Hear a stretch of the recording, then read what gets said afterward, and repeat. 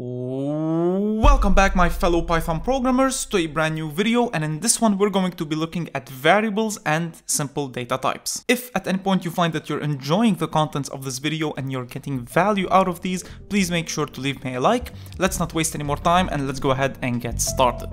So the first thing I'm going to do in here is I'm going to create a new Python file, and I'm just going to call it hello_world. Boom. So very typical, we've already done this before. I'm going to just write a very simple code in here and say that I want to print out hello world. Okay, and I will hit enter to add an extra space. Now I right click and I run, and there we go. You can see that we get the following output, hello world. And I'm just going to dock this right here on the right so we can get a better view. So next thing I'm going to do is I'm going to put this inside of a variable. So instead of printing out a literal string in here, and we'll talk more about strings in just a bit, I'm going to create a message that is equal to hello world, and then I'm going to print out this message. And if I right click and I run, you'll see that I still get the same output. So basically what we're doing in here is we've created a variable named message, and we've given it a value that is hello world, and every single variable is attached to a value. So right now we have a string value. Let's go ahead and create another variable in here, and I'm going to call it message_2, and I'm going to say that it's going to be like and sub, and I will print out message_2. And a habit I want you to get into is using the autocomplete. So for example, right here, as soon as I start typing in message, you'll see that I get options. Multiple IDEs will have these options. This is called IntelliSense. In case it's not working on your IDE and you want to search for it, make sure that you find it. IntelliSense, message, hit tab to autocomplete. Make sure that you apply this all the time. So now let's delve a little bit deeper and understand what variables are like. So variables are basically like boxes. You have a box and the box name is live, and you put in 3 inside. So now you have a box called live with some data inside of it. And this is how we would write it in Python. So first of all, we have the name of our variable, and then we have the data that we want to put into that variable. So for example, right here, this is an integer, meaning that it's a number. In our code, we've seen the example as a string, and we'll delve deeper into those two data types. So let's look at various data types. First of all, we have the float, because for example, velocity doesn't only have to be 4 or 5 or 6 or 7, it can be 4.8, 7.9, 600.54. So float numbers are just numbers that have the dot on them, like velocity. Another type is Boolean. So for example, somebody is dead. They cannot be dead equal or is dead equal to 4. That doesn't make any sense. They are either dead, true, or they're not dead, false. And finally, we have the string data type that we've already seen. So for example, my name would be a string of characters, which form Michael. So the characters are M-I-C-H-A-E-L. And then once they are stringed together, you get the output Michael. So let's go back into our code and let's first of all look at strings. I'm going to create a new Python file in here, and I'm going to call it strings_in_Python. So first of all, I'm going to create 2 variables in here. Right here, you can see that we have 2 strings. We have these as the variables. The variable name of the first one is single quote strings, the second one is double quote strings, and you'll see that the difference between these two is that on the first one we're using single quotations, and on the second one we're using double quotations. If I right click and I run, you'll see that the output is the same. This is a string and this is a string. So why would we need 2 quotation marks? Well, for example, if I wanted to say something like this, if I wanted to print out, for example, in between double quotation marks in here, I wanted to say Michael said, and then open up the quotation marks, like and sub, you'll see that immediately we have errors in here. Why? Because these are not interpreted as strings. What Python sees is that we started with double quotation marks and we ended with double quotation marks. That means this is the string and this is where it ends. Everything else in here is just some random variables and some syntax. So that's why we would use single quotation marks around this entire thing in here. And for some reason this changed into double quotation, so I'll select all of this and hit the double quotations. And now, as you can see, right click and run, we can actually print out a string that has double quotations inside, and the same holds true if we want to print out single quotation marks inside of our string. Now we have a couple of useful functions that allow us to print out our strings in different ways. So I'm going to duplicate this line 3 times, and the way I duplicate this is by simply clicking on a line and hitting Ctrl D, and it duplicates. So right here at the end, I'm going to, actually let me duplicate this a 3rd time. So right here I'm going to say dot title, and again use the autocomplete, dot lower, and finally the dot upper. There we go. So now if I right click and I run, you'll see that I get the following. And just for us to differentiate between these different outputs, I'm going to print out, or call the print function, and we'll talk about functions in a different video, where I just separate. So whenever I don't have anything inside of the print, it simply prints out an empty line. So you'll see right here, I have Michael said, like and sub. This is the normal string with nothing on it.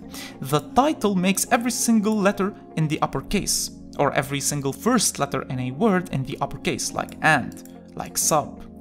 The lower takes everything down. So for example, L had or Michael, for example, had an uppercase. Now it's in the lowercase. Unfortunately, let's try to add L right here. So right now, or excuse me, let's make the L right here on the lower, or let's just make like in the uppercase, and you'll see that it's taken down to the lowercase. And finally, we have the upper that takes everything to the uppercase.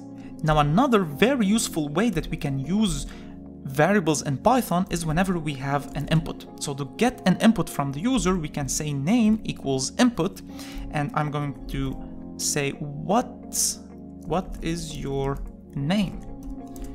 So anything that we write inside is going to be a prompt that will show the user what they are expected to input. So right here, I'm going to print out the name. So right click and run. So I'm going to be asked, what is your name? And you'll see that right here, I can actually add something. So I'm going to say my name is Michael. Hit enter and Michael is printed out. How cool is that? So this is another very useful way of using variables in Python. But if we wanted to actually embed this name variable into our string, we would have to use a much cleverer way. First, we're going to open up the single quotes, and I'm going to open up this squiggly bracket. And inside I will type in name, and you'll see that I get a suggestion, and I hit the tab key. And you'll see that a small f is added at the beginning. This is called an f string. And whenever you want to embed a variable into your string output, you would use an f string. And I'm going to say said, like and sub, and I will select this and add double quotation marks. So right click and run, and Thomas said, like and sub. And for example, in here, to make things look better, I will add the dot title, because a name should always be in the uppercase, or its first letter should be in the uppercase. So now if I write Thomas lowercase, I get Thomas in the uppercase. So let's go ahead and look at numbers. I'm going to create a new file in here, and sometimes that doesn't work. So I click in here and create a new Python file that is going to be numbers in Python. And I'm going to write the following. So as you can see right here, I created two variables, a and b. A is equal to 10, b is equal to 20. And I did some arithmetic operations. I did a plus b, a minus b, a times b, a divided by b, and then a divided by b, and a multiplied by b. What could that mean? I'll let you guess once we run this program. So I'm going to right click, and I will run, and boom, as you can see, I get the following output. So a plus b is 30 minus 10, 200, 0.5, that makes sense, 0, then some huge number. So we already know what these first four are. These are normal things that we learn in school. The divided, what it does is it actually disregards any floating point that we have. So remember, I told you that there is a variable type called float. And float means that we have a floating number. Basically what the divide does is it gets rid of any floating number. And to make this more clear, I'm going to make this into 84. Right click, run, and you'll see that I get 4.2, but right here I get 4 because we disregarded the 0.2. And the multiply is to the power of. So 84 to the power 20 is this huge number. In here also we can have multiple assignments. So instead of assigning a and b on separate lines, we can assign them like this. A comma b is equal to 10, 20. And this is called unpacking tuples, but it's something that we will learn further down the line. If we right click and we run, we get the same output as before. Now, a good thing in here to have whenever you're doing arithmetics is to actually have these as inputs. So I'm going to say A, 2 dots, and then input B, B, 2 dots. And you'll see that even before we run, we already have these highlights right here. And what could they mean? Well, I'm going to run and I'm going to try to do this anyway. So I'm going to say 15 and then 20 and hit enter. And I got this number, which is weird because 15 plus 20 shouldn't be 1520. And I got a message in here saying that we have an unsupported operand for the str or for the string. So what's happening in here? What's happening is that whenever we're getting an input, we don't actually get it as, well, what we would expect. You would expect that you get the number 20, but what you're getting is actually the string 20. That's why when we said a plus b, 15 plus 20, we got 1520. They were concatenated. When you add two strings together, they get concatenated or attached. So what you should do is you should convert this into an integer by adding this function around it. And you can do the same if you want to convert it into a float. So now if I right click and I run and I hit 15 and 20, and first of all notice that we don't have any more highlights. The IDE knows that these numbers are converted into integers. So when I hit enter, you'll see I get the following input and everything works fine. And finally, let's look at comments. These are also very helpful. So for example, right here, I can hit the hashtag and I can say assigning to variables A, B.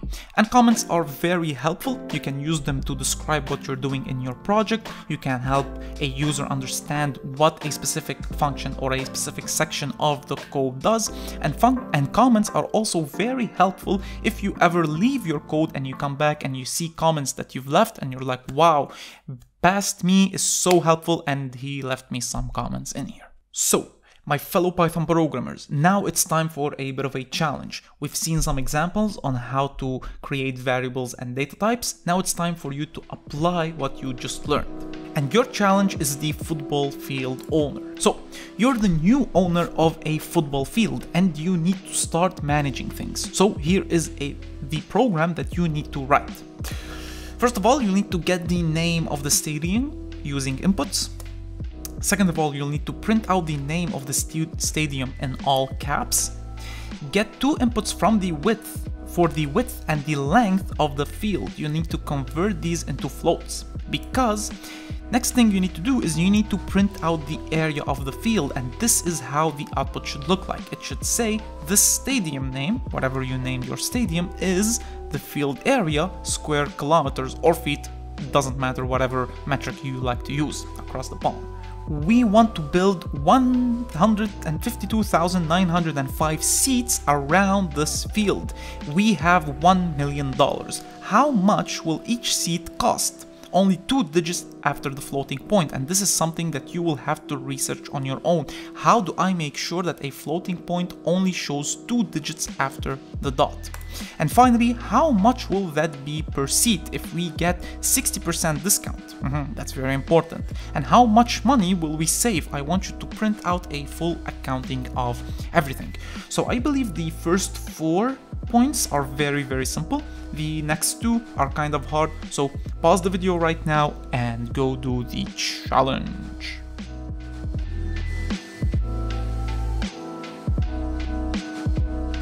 So first of all, we simply get an input of the stadium name. For some reason, it's hard for me to pronounce this word. So enter the name of the stadium, probably get an E in here. So it could be like Champions Field. I wrote field incorrectly. Step number 2 is where we print out the stadium name in all caps. So right here, we'll call it, Champion, and hit enter, and boom, there we go. Champions is in all caps.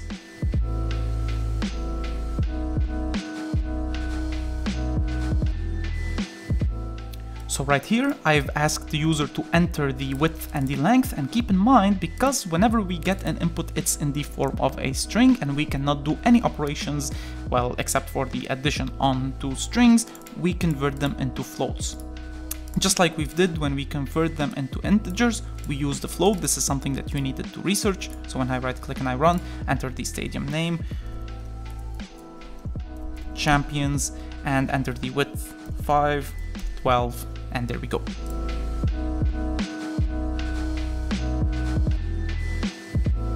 Alright, so as you can see right here, we've calculated the area, which is width time length, and then we printed out the area of the stadium name. Notice we've used these 2 squiggly brackets with the F string behind, and this is area in square kilometers. So Champions 12, 0.6, hit enter. The area is 7.199999, even though it should be 7.2. Sometimes Python has these issues.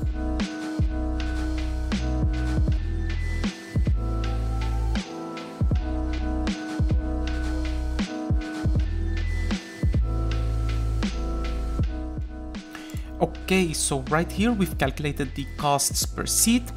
And what I'm going to do is I'm actually going to comment these out, okay? Because I don't want to write all the inputs again. So when I right click and I run, you can see that the cost per seat is 6.54. The most important part in here was the .2f. This is something that you had to find on your own, or actually the conal.2f, which ensures that we only show 6.54. If, for example, I get rid of this, right click and run, you'll see that the cost per seat without a discount is this huge number, which we really don't need. And by the way I commented out multiple lines is I select them and I hit Ctrl /. I can also uncomment everything using the same method.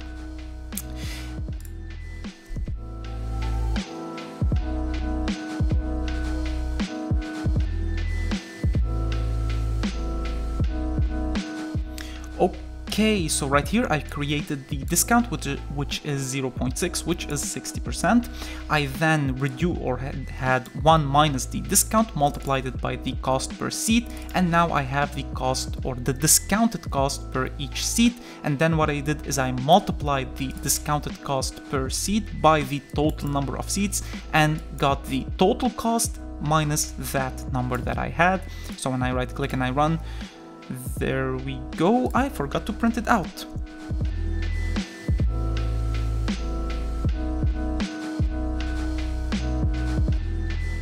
Alright, there we go. So now I output the cost per seat with a 60% discount, which I calculated right here. And then I print out the total savings, which is right here. And both of them I've applied the 0 or the .2f, which means that we're only going to get 2 numbers after the floating point. So as you can see right here, the cost per seat at a discount is 2.62 and the total savings are, well, very nice. We've saved 600,000, which is logical because 60% from 1 million is 60,000 or 600,000. Keep in mind in here, something I did not discuss is the fact that right here we named our variables stadium_name, while in here we named them total seats with S being capitalized. It doesn't matter how you want to name or the naming convention of your variables, but I just wanted to show you how this can work. And also, if you're confused, sometimes you might have large numbers right here in Python. What you can do is you can add an underscore, for example, right here. I can add an underscore between these numbers and nothing changes. Everything works fine. So a quick recap. First of all, we understood that we can create variables and every variable has a value and we can print out that variable. We've learned that we can use the autocomplete using the tab. So whenever you want to print out something, make sure that you use the tab. Very important habit. We looked at strings in Python. So we learned that we can use single quotations to delimit a string and we can use double quotations to delimit a string, and every single string or strings come with very helpful functions like the title, lower and upper. Also, variables are very helpful if you ever get an input from a user and you want to display it. You can use the f string. We looked at numbers, so we saw that we can have numbers, or we can have two variables that are numbers. We can add them, subtract them, multiply them, divide them, divide them. What does the divide do? This is very important. What it does, it allows us to remove a floating point, and finally we can use the 2 to the power. Also, whenever we get an input, what happens? It's a string, so we need to convert it into an integer if we want to do operations on it. We also looked at comments that are a very important tool to display or give context to what we're doing. And finally, we did the Stadium challenge. So, fellow Python programmers, thank you so much for watching. I hope you enjoyed the video. If you did, please make sure to leave me a like, leave me a comment of what you want me to do next, and subscribe if you enjoyed the contents of this channel. In the next video, we're going to be covering lists, which is a very powerful tool in Python, so you need to watch this video.